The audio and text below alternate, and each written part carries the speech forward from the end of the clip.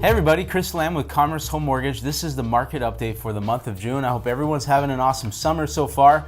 We're going to jump right in with updating everybody on what's going on with mortgage rates like we usually do every month. You know, right now mortgage rates are right around the high fours. I'm going to bring a slide up here. This slide illustrates Freddie Mac's 30-year fixed mortgage rate, where they've been and where they project they're going to go towards the end of this year. So, you know, right now rates are sitting around the high fours, depending on the type of loan you're doing, credit score, etc. Towards the end of the year, they're probably going to go even up a little more, potentially towards 5%. And I want to explain that a little bit. And starting out, I want to bring up a quote here. This quote's from Mark Fleming, the first American chief economist. And he says, "Understanding the resiliency of the housing market in a rising mortgage rate environment puts the likely rise in mortgage rates into perspective. They are unlikely to materially impact the housing market. Mortgage rates are on the rise because of a stronger economy, and our housing market is well positioned to adapt." And so, you know, one of the things that we talk about with our clients when we quote interest rates is that for the most part, rates being in the fours isn't a bad thing. I mean, for the most part, it's a very good thing. People are back to work, unemployment's down, you know, people are making money in the stock market and the bond market. And so it's a really good thing that rates are actually going up a little bit. The Fed is starting to raise rates. He's not pumping stimulus into the market, and overall that's a good sign. One of the things I like to also notate, I'm going to bring up another slide here, is just giving some history and some perspective of where mortgage rates have been. The average mortgage rates from October of 1971 through current is actually 8.25%.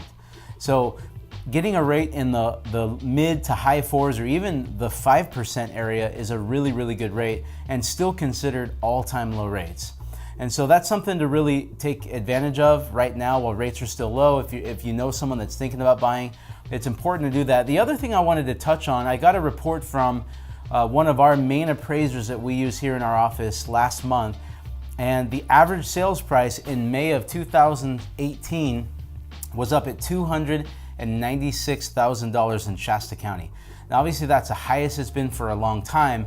To put that into perspective, I'm going to bring up another slide, and I want to show you guys what it would look like. This is called a rent versus buying breakdown. And so if you look at the left of this slide here, with a $296,000 purchase price, putting 20% down, your monthly mortgage payment with principal and interest is $1,235, $301 for taxes and insurance, with a total payment of about $1,536, and that's at an interest rate of 4.75.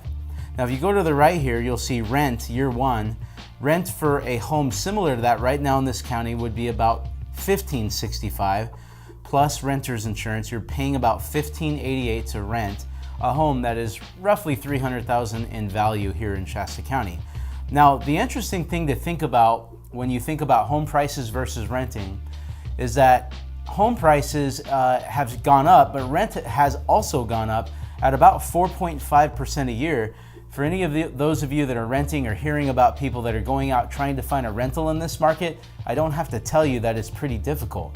And so if you look at rents going up at 4.5% a year and go to the right of this slide, you'll see that that same rent 9 years down the road would be $2,200 to pay basically pay rent for the same house.